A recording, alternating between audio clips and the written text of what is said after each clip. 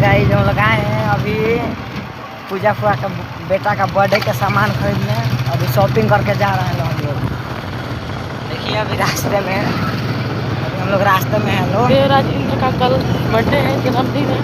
जिनको जिनको शामिल होना है हो जाइएगा। आएगा कोई नहीं, अभी हमारे पास आने में सबको टाइम लगेगा। कोई नहीं, हम कुछ नहीं है। अभी हम लोग जा रहे हैं लोग घर पे जा रहे हैं। ये हमने के मच्छरगावा के बेटा है। ये हमारे के मुखिया जी के घर। जन के अंदर के लोकेशन ना लग सकता, बाउंड्री से काम चलाओ थोड़ी। मुखिया जी के घर है, अंदर से भी लोग कुछ नहीं कर। मिले खातिर संपर्क करे के पड़ी।